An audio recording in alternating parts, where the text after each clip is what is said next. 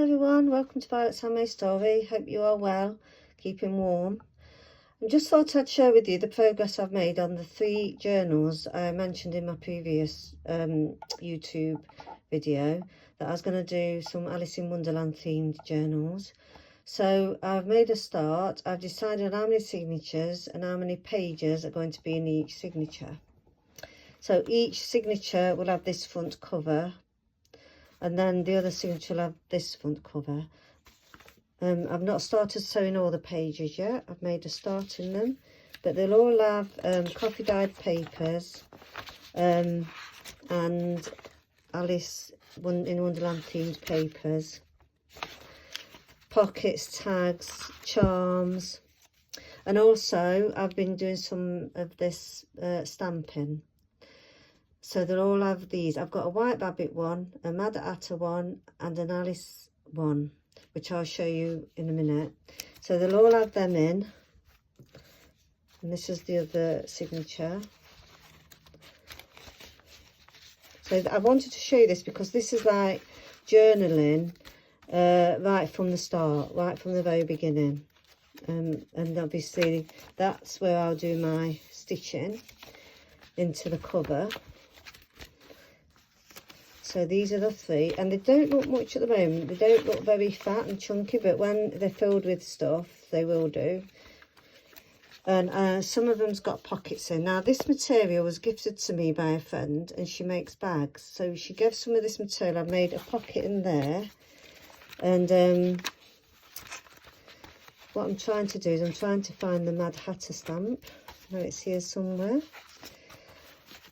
I'm going to show you the material that's going to go around one of them, but the other material I've got on order at the moment, so I can't show you that. It's not come quite just yet. I have got a Mad Hatter one that is in here. There it is. So my friend, she made this bag and she's unpicked it, and she doesn't want it anymore, so she's gifted it to me. So the idea is that one of these journals is going to go in here, and this will be the cover with a little pocket to put crayons and pens and things in, so you can do journaling on the go. And it's like, it's wadded, it's like quilted. So I'm not sure which one's going to go in this one.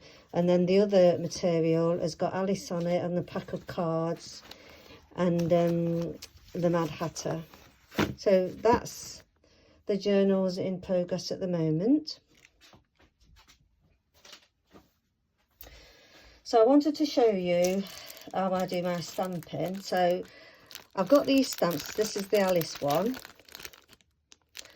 and they come from dollydimplescrafts.co.uk. Now I bought these about 5 years ago, so maybe they're not in stock anymore. These are like what they call the vintage style, like the original that's from the book style. So I'll get it out.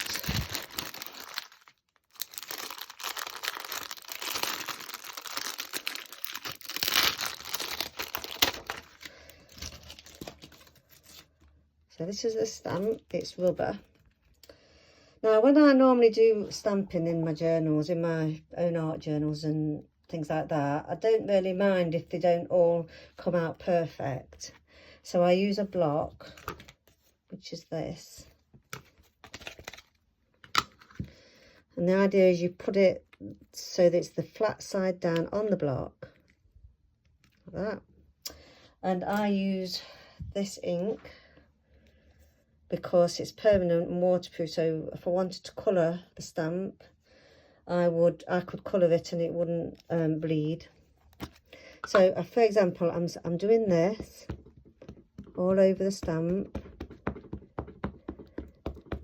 like this.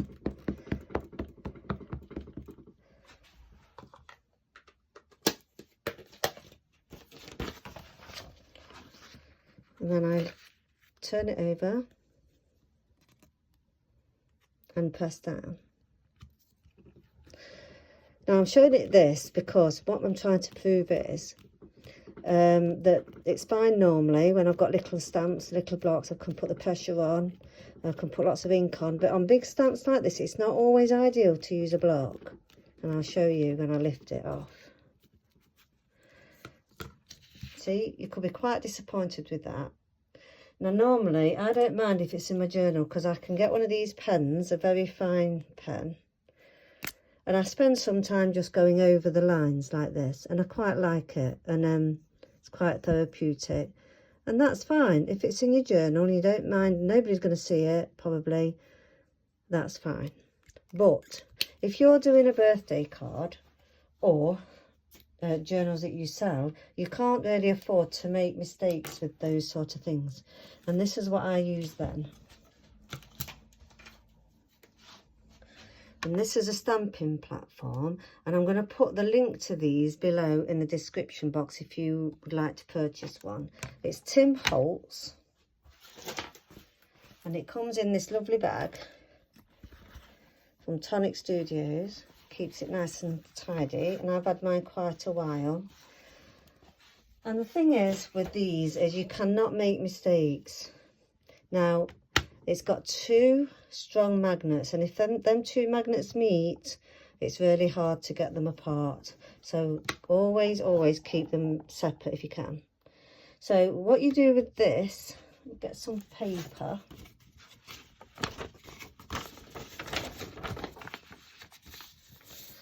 So I line my paper up like so, and I put my magnet there and this magnet here. Now, if you put the magnets higher, then this won't close as well. It will get stuck on this bar here. So you've got to put the magnets inside. This has got two settings. You can have it higher, different setting for card. So that when you've got card in, it still has pressure. Then you can have it for paper, which this one's set for. And it closes like that. And you've got grid lines. So you can straighten up your stamps, you know, so it's neat. So what I'm going to do is, I put my stamp with the flat side up, where I want it on the paper, something like that. Close the platform and I press, and it lifts the stamp off the paper. And then therefore you can check with your grid lines if it's straight. Using these fine lines here, you can see if it's straight or not. So if you've got wording that you want to put on a birthday card, this is ideal for getting that sentence straight. So then when you apply your ink to the stamp, like so, I've got two stamps actually, two ink pads actually, because I think this one is drying out. So I'll do it with that one. And I've also got this one, which is a little bit juicier. Let's add a bit of that to it.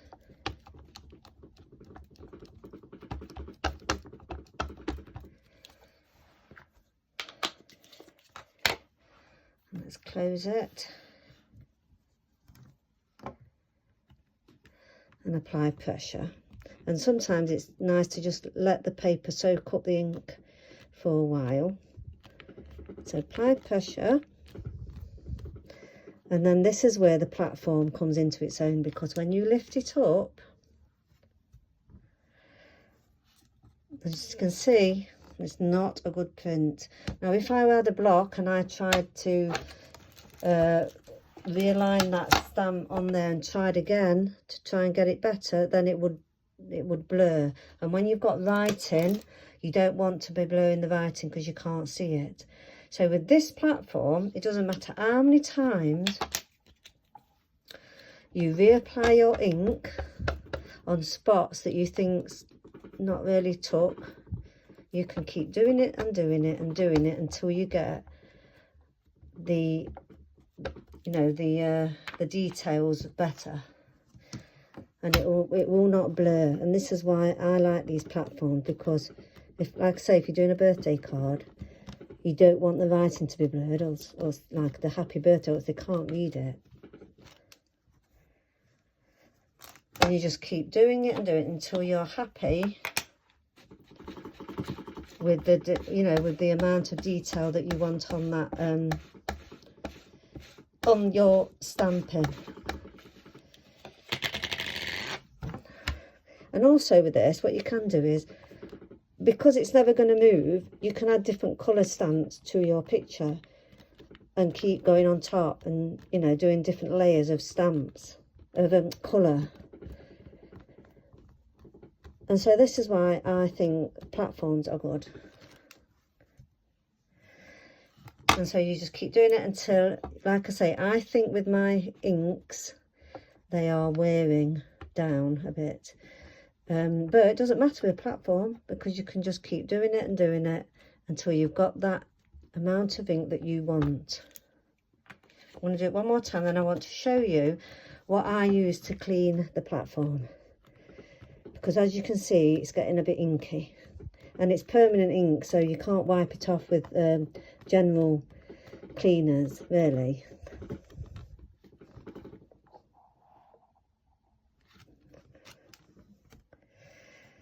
So, that's how that works. Now, when you want to clean it and your stamp, I think this is the best cleaner. I've had this about 10 years maybe, and there's still lots in. So all you do with this, it's got an applicator. You just squeeze it on.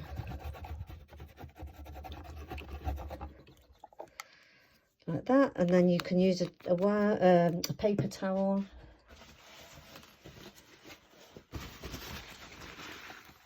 And it just wipes off. And then off you stamp. Keeping it clean. Look at that. And so that's the Tim Holtz platform. Hope you found that interesting. And like I say, the description will be below. And I'll come back again in a couple of, maybe a week, to show you the progress of the journals. Thank you for watching, and please click and subscribe.